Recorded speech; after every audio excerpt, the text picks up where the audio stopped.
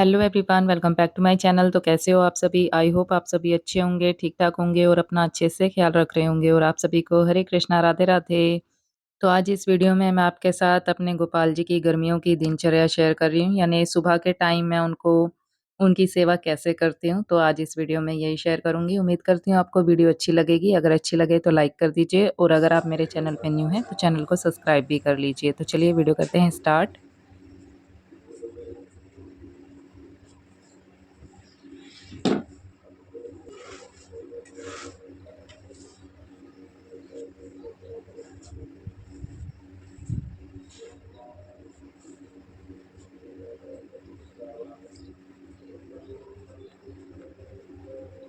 और गर्मियों में मेरी खुद की जो दिनचर्या है वो सुबह 4 बजे से शुरू हो जाती है और उसके बाद थोड़ा बहुत घर का काम करके फिर मैं चली जाती हूँ वॉक करने के लिए। तो वॉक जो है 40-45 मिनट की होती है और उसके बाद मैं घर पे आके फिर लगाती हूँ पूरे घर का झाड़ू।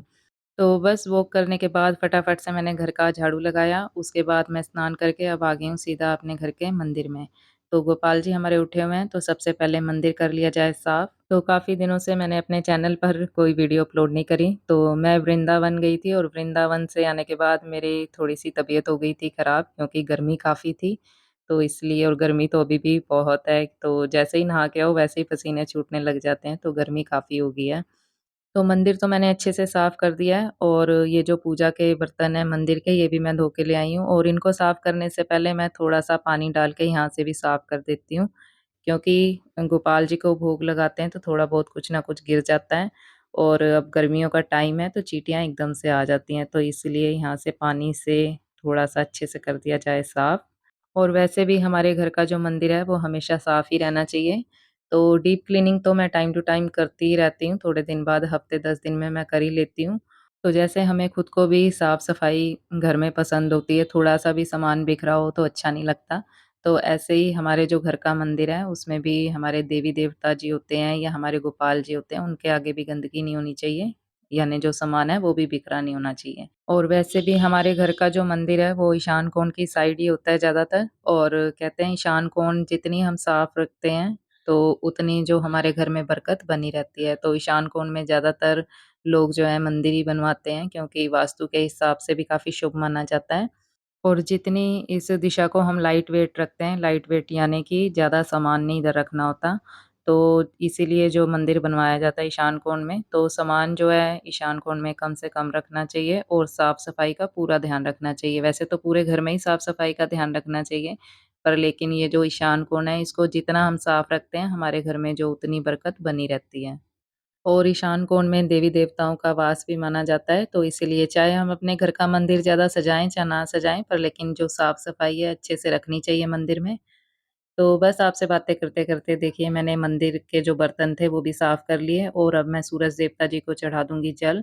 और ये जो गुलाब के फूल हैं, ये जब मैं सुबह वॉक करने गई थी तो आते टाइम थोड़े से मुझे दिखे थे तो ये मैं तोड़ लाई थी।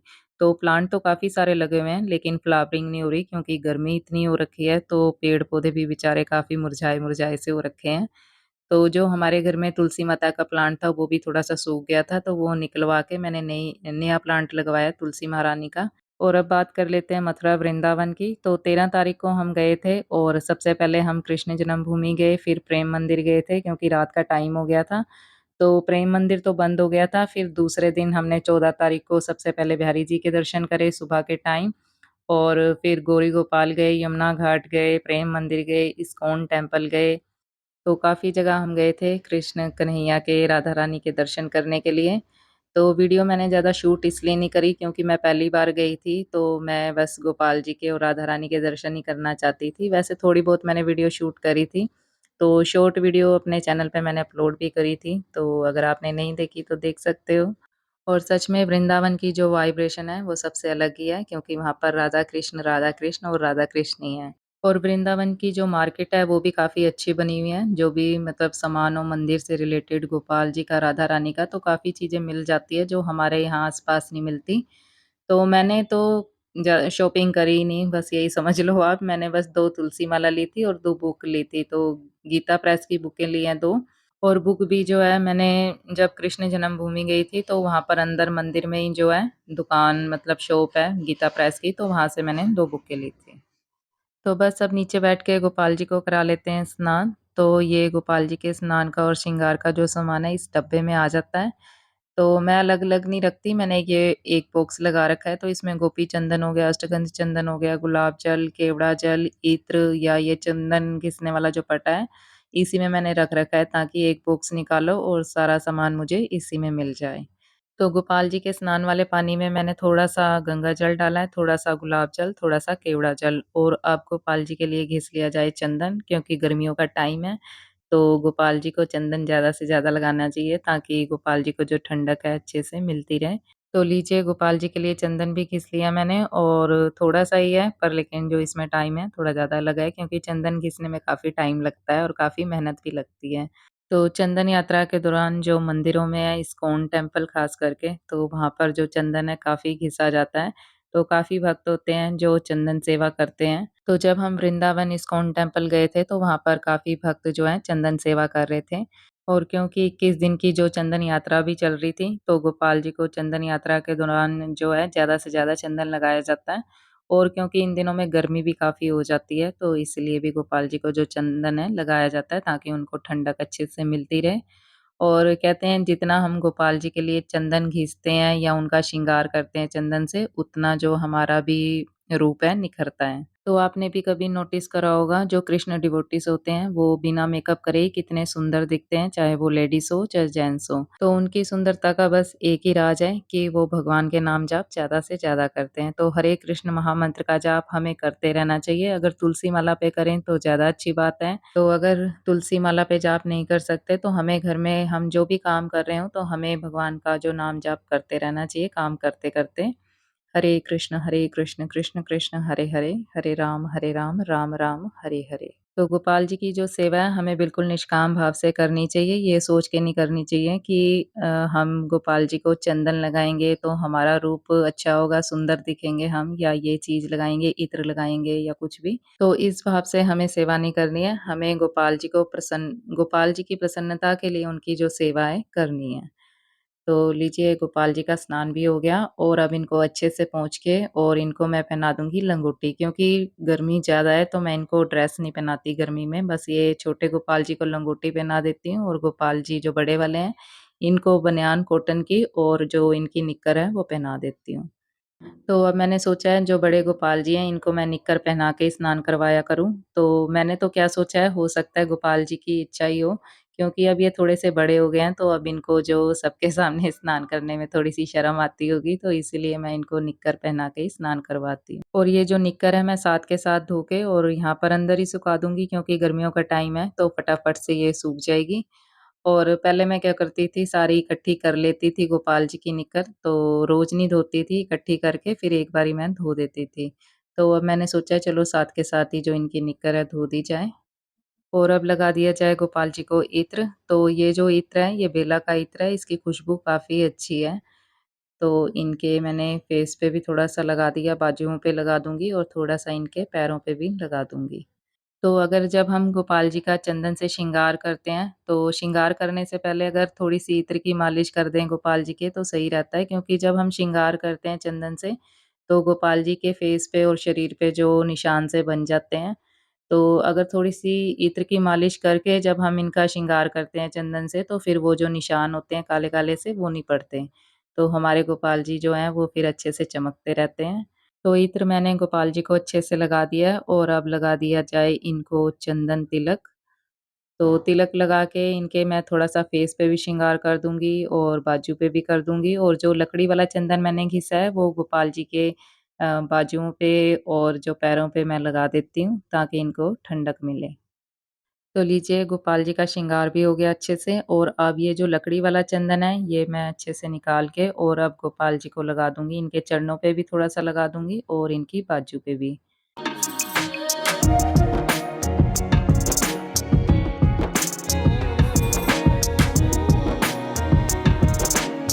और अब ये जो चंदन है मैं अपने माथे पे लगा लूँगी तिलक इससे। तो लीजिए अब ये जो सारा सामान है ये अच्छे से रख दिया जाए। तो डेली रूटीन में मैं जो गोपाल जी का स्नान श्रृंगार ऐसे ही करती हूँ, तो काफ़ी वीडियो में मैंने आपके साथ शेयर करा है। तो मैं गोपाल जी का जो गर्मियों में ज़्यादा श्रृंगार नहीं करती, यानी कि चंदन से श्रृंगार तो मैं इनका कर देती हूँ अच्छे से और जो जैसे कि हार हो गए या कंगन वगैरह वो मैं इनको कम ही पहनाती हूँ क्योंकि हमसे भी जो इतनी चीज़ें गर्मी में डाली नहीं जाती तो इसीलिए मैं गोपाल जी को भी नहीं डालती। हाँ, लेकिन जब एकादशी हो गई या कोई त्योहार होता है तो तब मैं गोपाल जी का जो श्रृंगार है वो अच्छे से कर देती हूँ। तो मंदिर में भी मैंने जोत जगा दी है, पूजा कर लिया है और अब गोपाल जी की भी आरती मैंने उतार ली और अब ये जो फूल हैं ये मैं दे दूँगी गोपाल जी को और सारी पूजा होने के बाद फिर मैं तुलसी माता को जल भी चढ़ाती हूँ और जोत भी जगा देती हूँ तुलसी माता के सामने।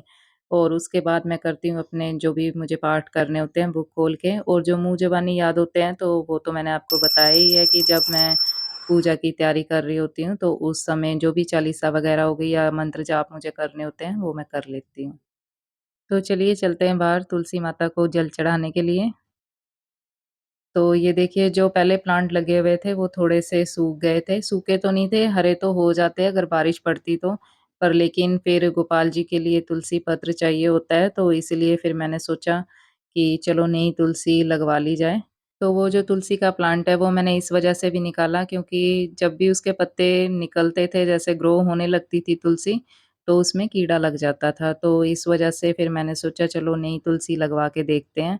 तो काफ़ी मैंने चीज़ें करी थी उसमें पर वो जो ब्लैक कलर का एक कीड़ा-सा होता है तुलसी के पत्र पे जो लग जाता है, तो वो काफ़ी परेशान कर रहा था तो इसीलिए फिर मैंने वो निकलवा के नई तुलसी लगवा ली। तो ये जो भगवद गीता है, गीता प्रेस वालों की, इसका जो एक अध्याय मैं सुबह मंदिर में बैठ के पढ़ लेती हूँ पाठ के रूप में। तो और ये जो यथारूप है शिला प्रभुपाद जी की, तो ये जो बुक है ये भगवद गीता ये मैं दिन में जब मुझे टाइम मिलता है उस समय पढ़ लेती हूँ या फिर रात के टाइम भी मैं पढ़ लेती हूँ। तो भगवद गीता चाहे गीता प्रेस वालों की हो या शिला प्रभुपाद जी की हो, तो दोनों एक ही चीज़ है, कोई अलग नहीं है क्योंकि भगवान कृष्ण की वाणी है भगवद गीता।